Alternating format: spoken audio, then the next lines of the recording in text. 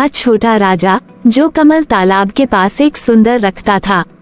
उसका नाम था राजन। राजन को उस कमल तालाब से बहुत प्यार था।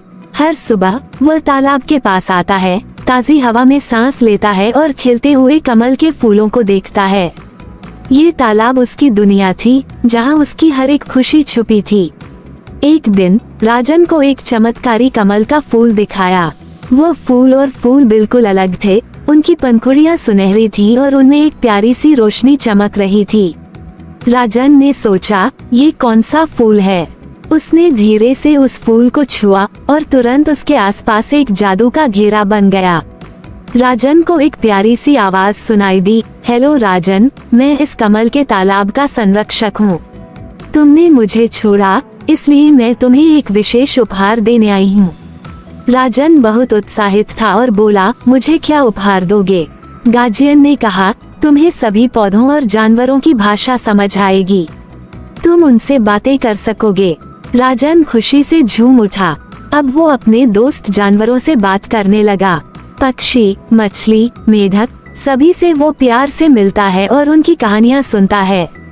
हर दिन वो कुछ नया सीखता है। पक्षी उसे अपनी लंबी यात्राओं के बारे में बताते हैं, मछलियाँ अपनी पानी के नीचे की रोमांच के बारे में और मेढक अपनी कूदने की प्रतियोगिताओं के बारे में।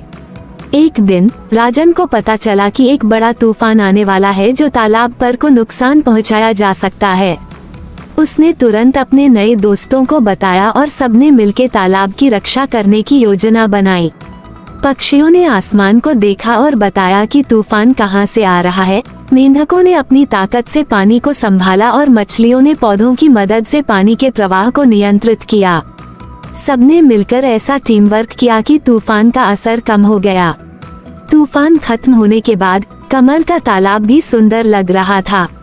सब जानवर राजन को धन्यवाद कह रहे थे। गार्जियन फिर से आए और बोले, राजन, तुमने अपनी जिम्मेदारी बहुत अच्छे से निभाई। तुम सच में इस कमल तालाब के छोटे राजा हो। राजन ने मुस्कुराते हुए कहा, धन्यवाद। ये तालाब और ये सब मेरे दोस्त हैं। मैं हमेशा इनकी रक्षा करूंगा। और इस तरह राजन, कमल तालाब के छोटे राजकुमार, अपने प्यारे तालाब के साथ खुशहाल जिंदगी जीने लगा। हर रात वो सितारों के नीचे बैठकर सोचता था कि उसने कितना कुछ सीखा और कितना कुछ और सीखना है। एक शाम जब राजन तालाब के पास बैठा था, उसने एक नई आवाज सुनी। एक छोटी सी कछुआ तालाब के किनारे आए और बोला, राजन, मैं भी तुम्हारे तालाब में रहना चाहती हूँ। क्या तुम मुझे यहाँ जगह दोगे? राजन ने प्यार से कहा, बिल्कुल, तुम यहाँ स्वागत है। तुम्हारे बिना ये तालाब अधूरा है। कछुए ने खुशी से कहा, धन्यवाद राजन, मैं तुम्हें कुछ स्पेशल दिखाना चाहती हूँ। कछुआ राजन को एक छुपा हुआ द्वीप दिखाने ले गई जो तालाब के बीच में था। वहाँ एक और भी चमकदार कमल का फूल था जो इंद्रधनुष के रंगों में चमक रहा था। राजन ने वो फूल टच किया और एक नई आवाज सुनाई, राजन, तुमने दोस्ती और प्यार से इस तालाब को और भी खूबसूरत बनाया है। तुम सच में इस तालाब के सही राजा हो। राजन हर दिन नए रोमांच और नए दोस्तों के साथ अपनी जिंदगी जीने लगा।